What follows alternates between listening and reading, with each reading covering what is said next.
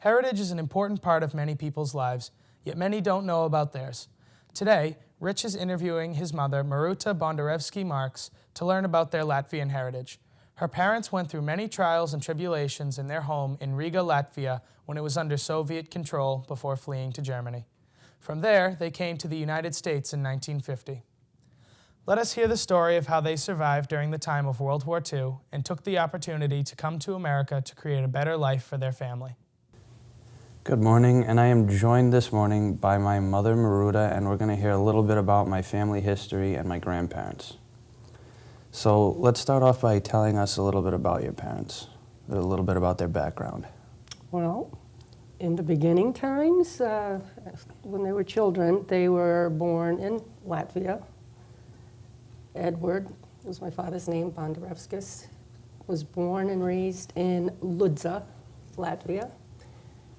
Mom, Ella Klavinius at the time, was born in Riga, Latvia. That's the capital. And their growing up childhood years were difficult ones because they were already in the early 1930s where the German Nazis were regularly attacking on their, living areas. So you never knew what you were going to run into, whether Mom was going to school on a bike, coming back, getting shot at by air raids and running for cover and such. With Pa, it wasn't quite so bad until the later years. He ended up being in a technical school, and that was at Riga State Technical College, where he learned a lot of his civil engineering skills and such. The reason that is significant is when it came time to face reality, he had the skills it took to survive, to stay out of harm's way from the Germans. And he did so by being in the military. And he did so by being in the military in a state construction company in Vespila, where he was a foreman and instructor for the construction of military equipment. So what was there like a particular part of the military that he worked for? Or? He was all technical. Like I said, he was a professional cargo truck driver and also had a chauffeur's license for transporting those who were going to flee Latvia to avoid the USS Soviet takeover to the International Refugee Organization. That was in Birkenheim, Germany. So they fled there, and that's actually where my mom and dad had met. And my mother, she was a professional cook. She graduated from a culinary university in Latvia. At the IRO, the International Refugee Organization, she was head cook there. And that's how they interacted and eventually, became married in later years. And let me think. My father, because he had the professional chauffeur's license for the motorcycle, his main military operation there was to bring in refugees to the facility there. To the facility there, whether they were injured or just seeking refuge until they came on to the next step where they were going to go from there. Okay, so after Latvia, when they fled, they went to Germany. And Birkenheim. And then they ended up in Bremerhaven, and at that point? Ludwigsburg, after that. And that is where my sister Streeter was born on February 2nd, 1948. They lived there for almost 2 years, after which time people had an opportunity given to them. It was a one-shot deal to take a boat, a ship, either to the United States or relocate to Australia to start a new life. I wonder what it would have been like if that happened. I'd have a quite different accent.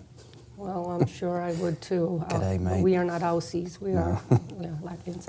So anyway, so because of my father's civil engineering background and credentials and skill sets and being able to, understand hydraulics and highly skilled knowledge sets, they asked that they go in their best interest to the United States. Okay. It was an 11-day journey on a ship. There was no guarantee you'd make it.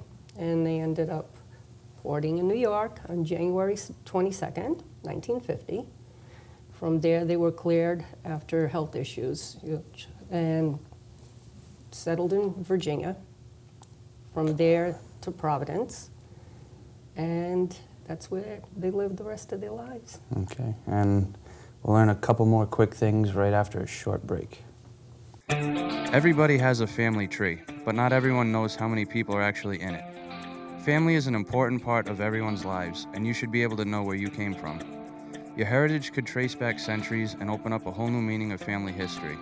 From birth records to death records, and census records to ship manifests, Ancestry.com can help you trace your lineage as far back as you want. Visit their website today and discover what new things your history can teach you.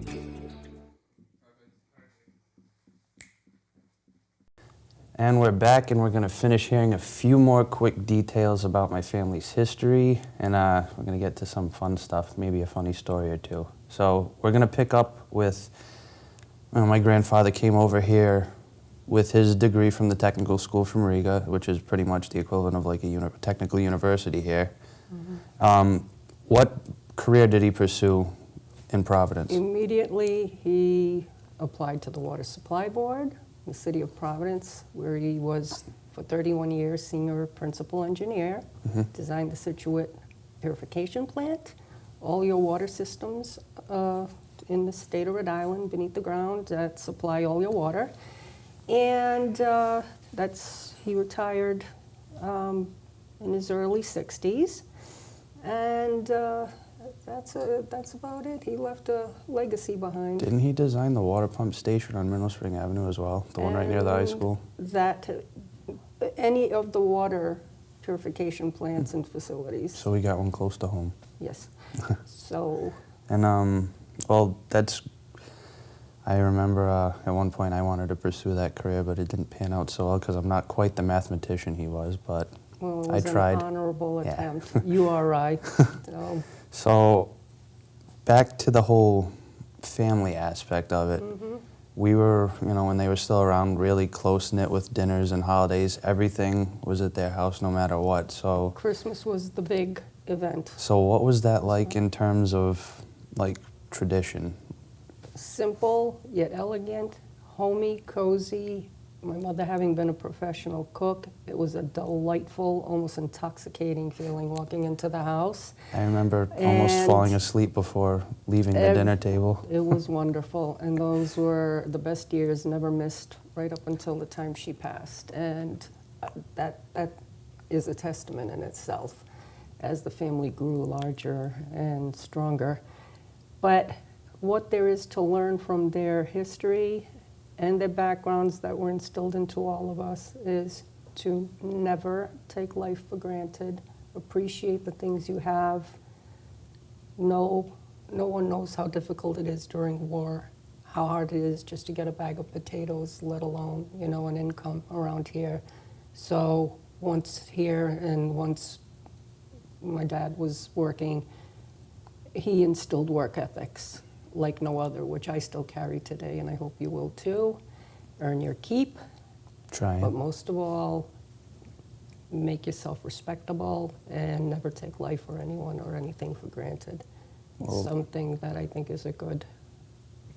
And I know I appreciated so much learning about this. I mean, from me sitting at home just going through old documents, naturalization forms, a shipping manifest where I actually saw their names. So obviously, I appreciate that. What would you tell people why it's so important to know about their family history and why they should go find out about it. Because they lived it. It was real, it happened. And when you grow up from a child in all your years and you hear it right out of the mouths of those who experienced and saw concentration camps, who saw people getting killed constantly, who feared for their lives every day, not knowing where your next meal would come from, and then to come out as successful and wonderful on a, I'd say, a middle-class family, and to have done it all themselves, including, restructuring their own home that we lived in for the rest of our lives. Both very talented people, and there's a lot you can do for yourself, and you learn that from survival. Well, I know I benefited from learning from it, and I'm very glad that you decided to come in and tell us about it. I'm sure it was enlightening to others besides myself. So I'd like to thank you for coming, and I hope anyone that sees this or was here for it has learned a bit of good information about it and maybe inspires you to go find out about your family. So thank you.